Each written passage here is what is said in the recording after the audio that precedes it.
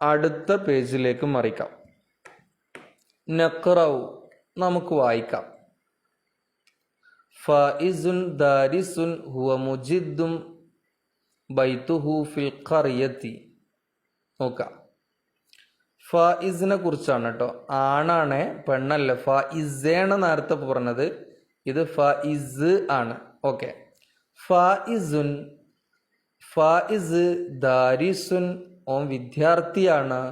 ഹുവ അവൻ, ഹുവ എന്ന് പറഞ്ഞാൽ അവൻ. മുജിദ്ദുൻ നന്നായിട്ട് അധ്വാനിക്കുന്ന ആളാണ്. ഹുവ മുജിദ്ദുൻ അവൻ അധ്വാനശീലനാണ്. ബൈതുഹു ഫിൽ ഖറിയത്തി അവൻ്റെ വീട് ഗ്രാമത്തിലാണ്. ഇവിടെ ഹുവ അവൻ, അതേപോലെ തന്നെ ബൈതുഹു അവൻ്റെ വീട്. മനസ്സിലായില്ലേ?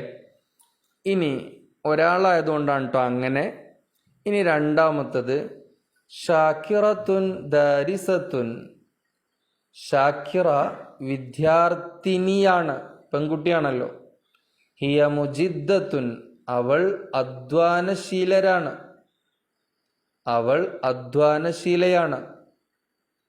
മദ്രസത്തുഹ അവളുടെ മദ്രസ. അവിടെ എന്തുകൊണ്ടാ ഹാ വന്ന്?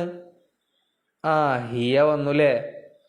ഷാക്കിറ പെണ്ണാണ്, അപ്പൊ ഹിയ എന്നാണ് അവൾ എന്നുള്ളതിന് ഉപയോഗിക്കുക. അതുകൊണ്ടാണ് മദ്രസത്തുഹ അവളുടെ മദ്രസ. ഫിൽ മദീനത്തി പട്ടണത്തിലാണ്. ഒന്നാമത്തെ ഒന്നുകൂടെ വായിച്ചു തരണോ? ഫായിസുൻ ദാരിസുൻ ഫായിസ് വിദ്യാർത്ഥിയാണ്. ഹുവ മുജിദ്ദുൻ അവൻ അധ്വാനശീലനാണ്.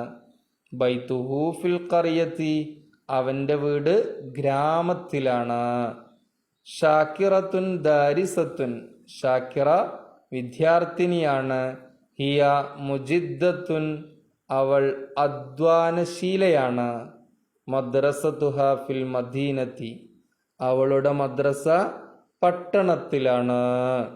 ഇനി അനീസത്തുൻ വ ഷാക്കിറത്തുൻ ഉഖ്താനി ഹുമാ ദാരിസത്താനി. അനീസയും ഷാക്കിറയും സഹോദരികളാണ്.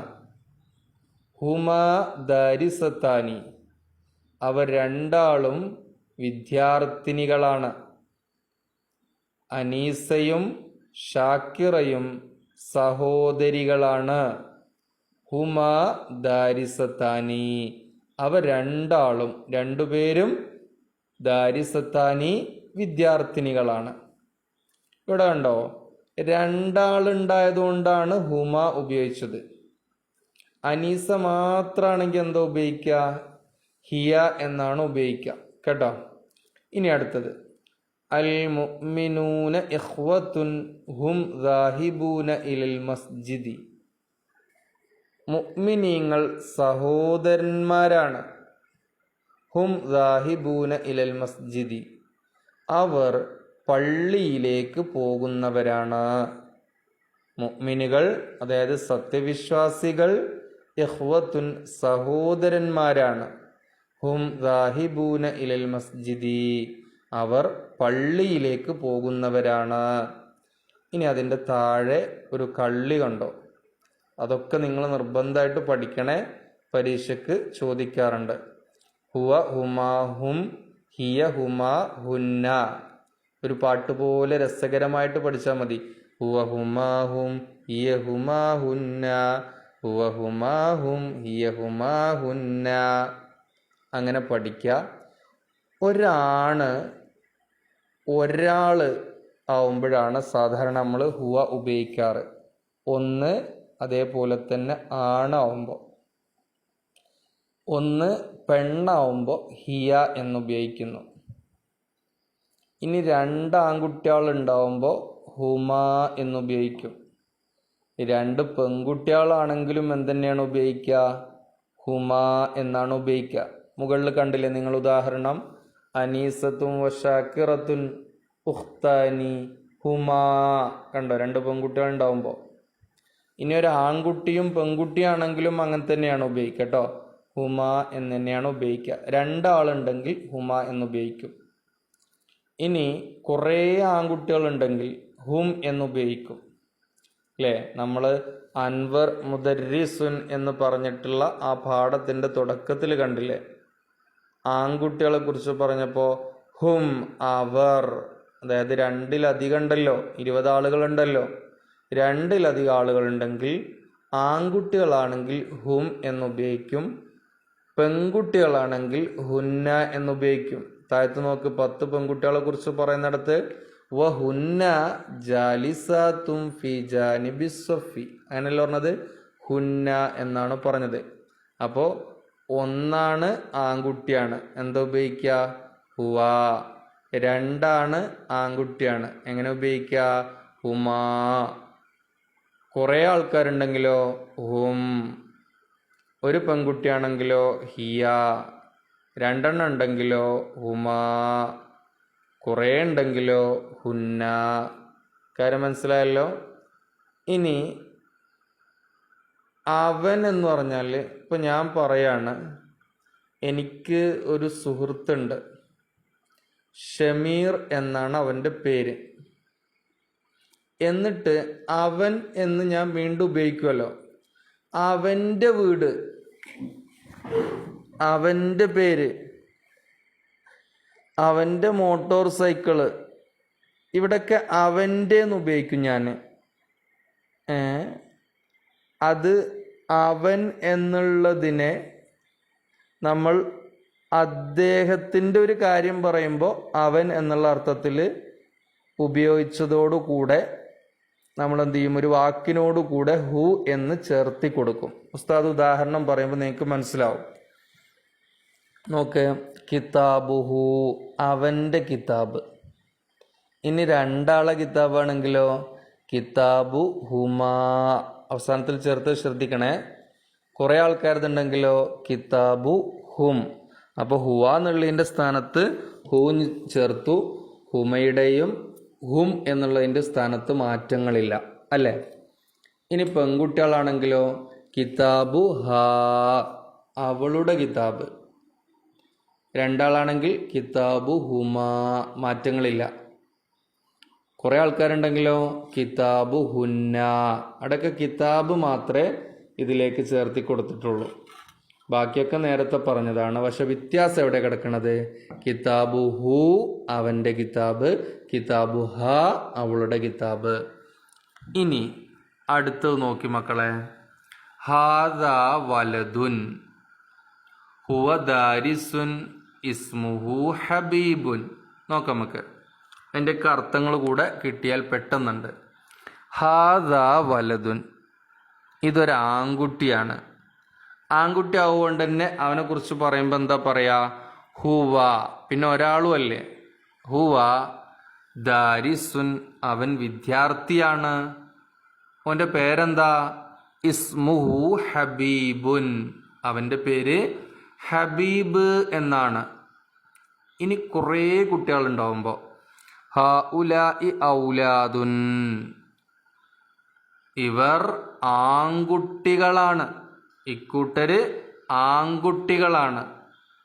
അപ്പോൾ കുറേ ആൾക്കാരുണ്ട്, ആൺകുട്ടികളുമാണ്. അപ്പോൾ ഹുവ, ഹുമ, ഹും എന്നല്ലേ നമ്മൾ പഠിച്ചത്?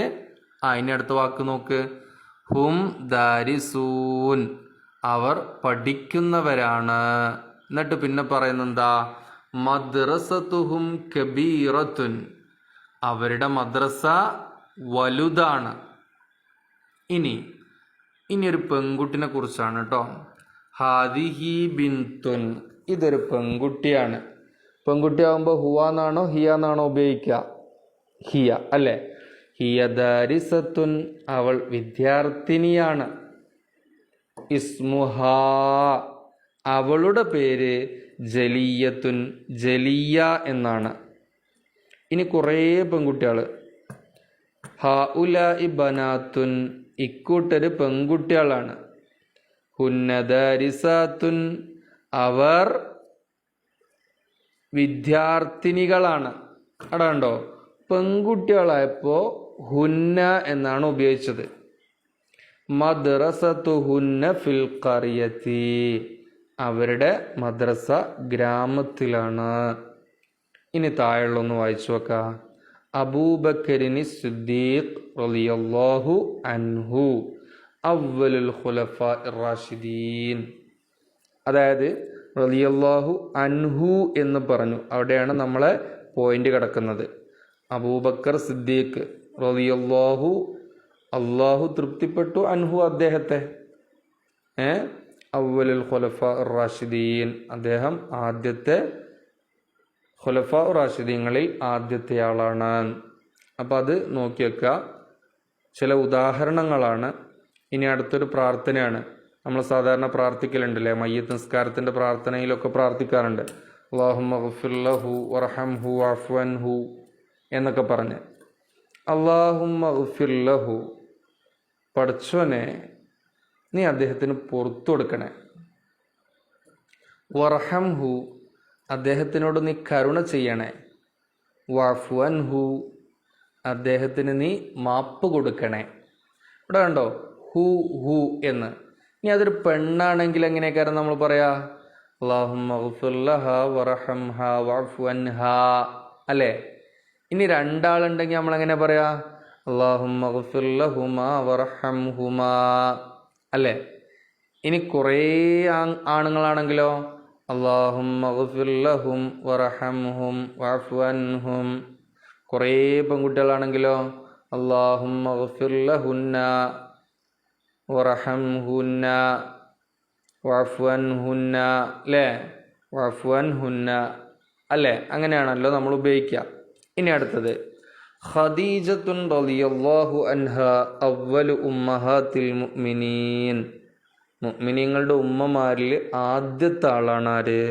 ഖദീജ ബീവി റളിയല്ലാഹു അൻഹാ. അവിടെ കണ്ടോ റളിയല്ലാഹു, അള്ളാഹു തൃപ്തിപ്പെട്ടു, അൻഹാ ഖദീജ ബീവിയെ തൊട്ട്. അവിടെ ഖദീജ ബീവി പെണ്ണായതുകൊണ്ടാണ് അൻഹ എന്ന് പറഞ്ഞത്. സിദ്ദീഖ് റളിയല്ലാഹു അൻഹു പുരുഷനായതുകൊണ്ടാണ് അൻഹു എന്ന് പറഞ്ഞത്. കാര്യം കൃത്യമാണ് എന്ന് മനസ്സിലാക്കുന്നു. ഇനി നഖറഉ വനതദബ്ബറു.